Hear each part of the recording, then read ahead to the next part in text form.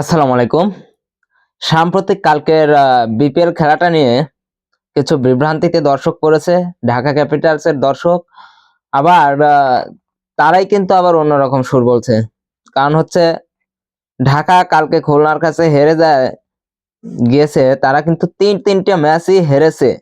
সেখান থেকে এরই মাঝে আবার ঢাকা ক্যাপিটালস আবার একটা গ্যাপ রেখেছে, কি লঙ্কা টি10 খেলে আসার একজন ক্রিকেটার, আমি যার কথা বলছি হয়তো আপনারা এতক্ষণে বুঝে গেছেন তিনি কে।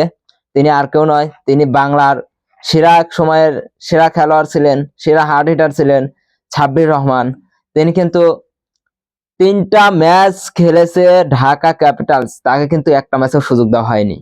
এজন্য ঢাকা ক্যাপিটালসের ভক্তবিন্দুরা বলতেছে, সাপোর্টাররা বলতেছে, তাদের ফ্যানরা বলতেছে ঢাকা বয়কট, ঢাকা বয়কট, ঢাকা ফ্র্যাঞ্চাইজির পেজটা বয়কট করুন, ঢাকা ফ্র্যাঞ্চাইজিকে আনফলো করে দিন, তাদের ফেসবুক আইডিতে আর ঢুকেন না। কারণ কি? কারণ তারা 3 ম্যাচের 1 ম্যাচও পারে নাই। এর উপর আবার লঙ্কা টি10 এনে, যিনি সবচাইতে ভালো ফর্মে ছিলেন বাংলাদেশের হয়ে, তাকেই দলে রাখেনি ঢাকা ক্যাপিটালস।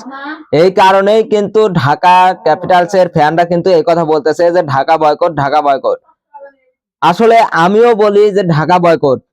কারণ হচ্ছে এত একজন ভালো খেলোয়াড়, সে তো আছে, সাব্বির রহমান তো আছেই। তারপরে এনসিএল টি20 যিনি 60 এভারেজে রান করেছেন, 259 স্ট্রাইক রেটে, হাবিবুর রহমান সোহান, তাকেও কিন্তু একটি ম্যাচ দেখে কিন্তু টিম ম্যানেজমেন্ট বসে রেখেছে। কারণ কি ভাই, এর একটা ম্যাচ দেখে তো আর কাউকে যাচাই করা যায় না, একটা ম্যাচ খারাপ হতেই পারে। দ্বিতীয় ম্যাচ সুযোগ দিয়ে দেখেন কি করে, সে যদি পারে তাহলে তো ভালো, আর যদি না পারে তাহলে তো আর কিছু করার নাই, তখন আপনি বাদ দেন।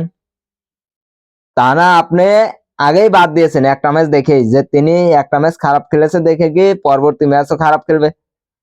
আর সাব্বির রহমানকে তো সুযোগই দেওয়া হয়নি এ পর্যন্ত। এই জন্যই অনেকেই ঢাকা ফ্র্যাঞ্চাইজি পেজে গিয়ে কমেন্ট করেছে যে সাব্বির কই, সাব্বির রহমান কই। আসলে আমার প্রশ্ন এটা যে সাব্বির রহমান কই, টিম ম্যানেজমেন্টের কি চোখে সাব্বির রহমানকে পড়ে না? তিনি কি খেলোয়াড় না? তিনি একজন একসময়ের বাংলাদেশের সেরা হার্ড হিটার ছিলেন, তার জন্য অনেক ম্যাচ কিন্তু বাংলাদেশ জিতেছে। আবার লঙ্কা টি10 বাংলা টাইগার্সের হয়ে তিনি একটা সেরা ফর্মে ছিলেন, তার জন্য বাংলা টাইগার্সও কিন্তু ফাইনাল লিস্টে উঠেছিল। হয়তো ফাইনাল ম্যাচটা তার খেলা হয়নি, মোসাদ্দেক হোসেন সৈকত খেলেছিল, কিন্তু তাকে তো ঢাকা ফ্র্যাঞ্চাইজি ম্যানেজমেন্টে তাকে সেরা একাদশে রাখা উচিত ছিল 3টা ম্যাচেই। কারণ তিনি কিন্তু এখন একটা ফর্মে ছিল। আমি মনে করি বিদেশিদের প্রাধান্য বেশি না দিয়ে বাংলাদেশি ক্রিকেটারদের যদি বেশি প্রাধান্য দেওয়া হয়, তাহলে কিন্তু বাংলাদেশ কিন্তু একটা ভালো ক্রিকেট দল হয়ে উঠতে পারে। এখন বিপিএল কিন্তু এর জন্যই কিন্তু বিপিএল, বাংলাদেশ প্রিমিয়ার লিগ। কারণ এখান থেকে বাংলাদেশের যে সেরা একাদশ আছে এখান থেকে কিন্তু সাজানো হয় এই খেলা দেখেই। কে ভালো খেলছে, অনেক তরুণ খেলোয়াড় আছে ভালো খেলছে, তারা কিন্তু জাতীয় দলে সুযোগ পাবে। কিন্তু সেখানে সাব্বির রহমান, যিনি বারবার সুযোগ পেয়েও বাংলাদেশে জাতীয় দলে কিছু করতে পারেনি দেখে তিনি বাদ পড়েছে। সেখানে ঢাকা ক্যাপিটালস তো যদি ওই একই কাজ করে, সাব্বির রহমানকে বাদ দেয়, তাহলে তো ঠিক না। কারণ ঢাকা ক্যাপিটালসের বাংলাদেশের হয়ে সেরা হার্ড হিটার হাবিবুর রহমান সোহান এবং সাব্বির রহমানই কিন্তু আছে। লিটন দাসের কথা বাদ, লিটন দাস কিন্তু একজন ব্যাকফুটে খেলোয়াড়। তিনি এক ম্যাচে রান করেন তো অন্য ম্যাচে ডাক মারেন। তিনি যে কয়টা ডাক মেরেছেন ইতিহাস হয়ে থাকবে।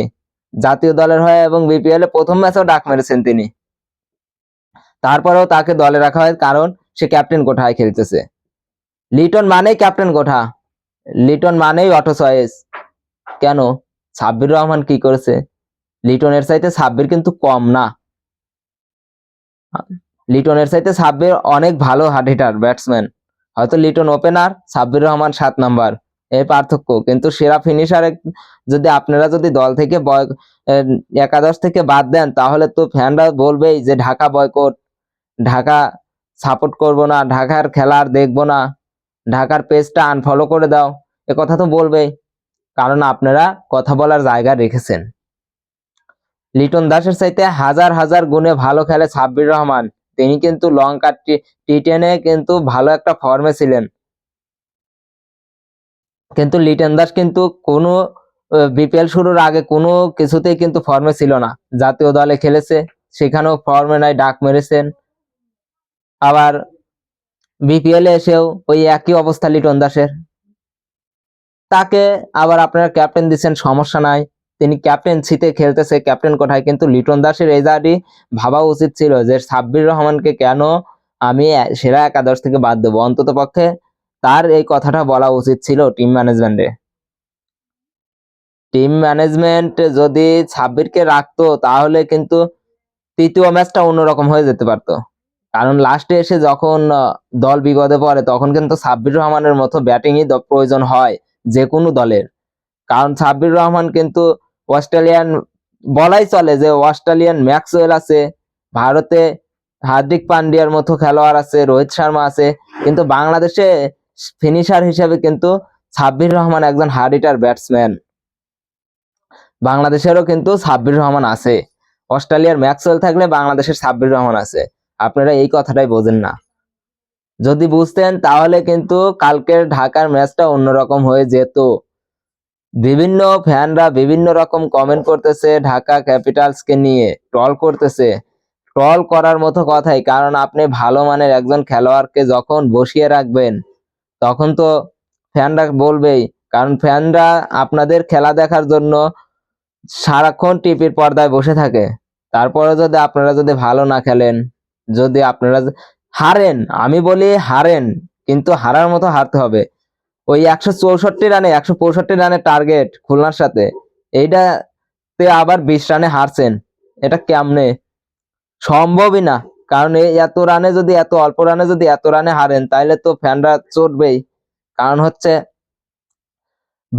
বাঙালি তো বোঝেনি তো, যে যেই দল পারে তাকে খুব উপরে তুলে দেয়। আর যদি একটা দল যদি হেরে যায়, যদি তার ফ্যানরা যদি থাকে, তাহলে কিন্তু তাকে একবারে ডাউন করে দেয়।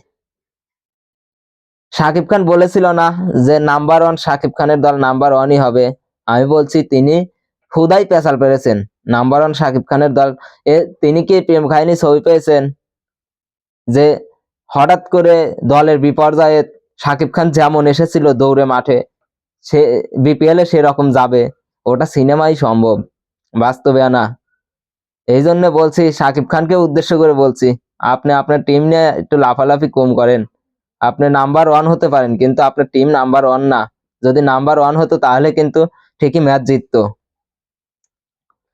আপনি যদি নাম্বার 1 টিম বানাতে চান তাহলে প্লেয়ারদেরকে এমন ভাবে একাদশ সাজান, প্লেয়ারদেরকে নিয়ে, যাতে আপনার দল যাতে যে কোনো দলের সাথে জানে চ্যালেঞ্জিং একটা স্কোর এনে দিতে পারে।